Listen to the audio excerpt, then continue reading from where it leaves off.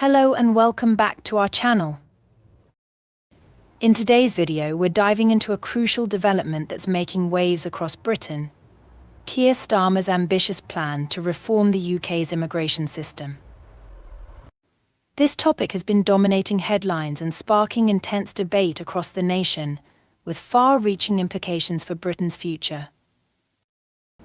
Before we delve into the details, be sure to subscribe to our channel and hit the bell icon for upcoming updates.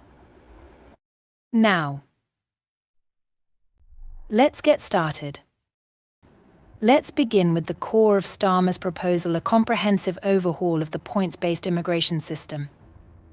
The Labour leader has unveiled a transformative plan that aims to address what many see as unprecedented challenges in Britain's immigration landscape.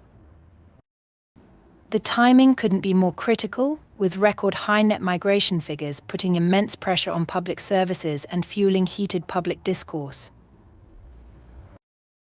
The current points-based system, implemented in 2021, was originally designed to attract skilled workers based on their qualifications and expertise.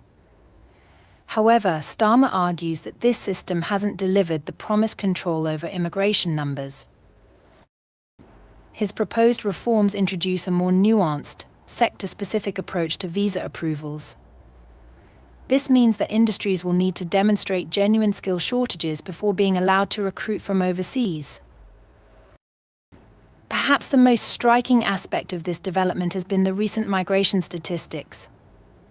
The Office for National Statistics revealed that net migration reached a staggering 745,000 in the year ending June 2023.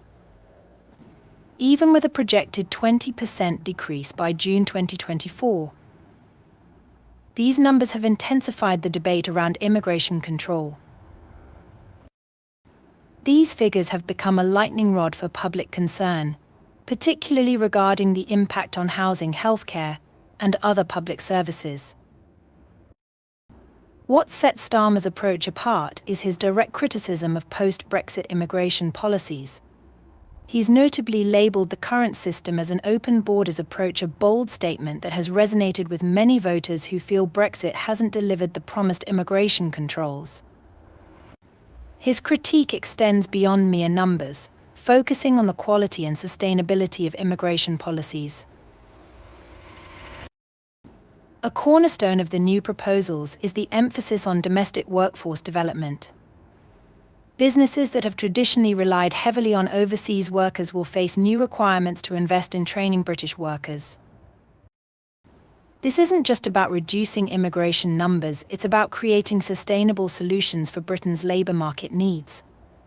Companies will need to demonstrate concrete plans for developing local talent or face potential restrictions on their ability to recruit from abroad.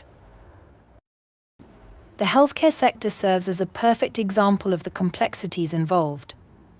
Since Brexit reduced EU migration, the NHS has increasingly relied on workers from countries like India, Nigeria, and Pakistan. Starmer's plan acknowledges this reality while proposing a gradual transition toward greater domestic recruitment and training. This includes specific provisions for healthcare worker training programs and incentives for British nationals to enter medical professions. The reform's approach to the education sector is equally comprehensive. Universities and vocational training institutions will play a crucial role in preparing British workers for sectors currently dependent on foreign labour. The plan includes increased funding for technical education and apprenticeships, particularly in areas with identified skill shortages. One of the most innovative aspects of the reform is its integrated approach to education and skills development. Rather than simply closing doors to foreign workers, the plan emphasizes creating pathways for British workers to fill these roles. This includes partnerships with educational institutions and industry-specific training programs, supported by government funding and industry cooperation.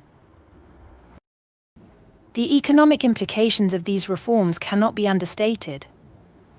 While some business leaders have expressed concerns about potential labour shortages, supporters argue that the long-term benefits of investing in domestic talent outweigh the short-term challenges. The plan includes provisions for transitional periods to allow businesses to adapt their recruitment and training strategies. The construction industry, another sector heavily reliant on foreign workers, will see significant changes under the new system. The reforms include specific measures to increase domestic training in construction skills, with new requirements for large construction companies to maintain apprenticeship programs.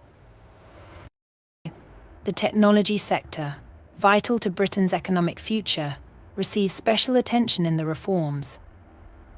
While acknowledging the global nature of tech talent, the plan emphasizes developing Britain's own tech workforce through enhanced STEM education and industry partnerships. What makes this reform particularly significant is its attempt to balance competing interests. On one hand, it aims to address public concerns about immigration levels and their impact on public services.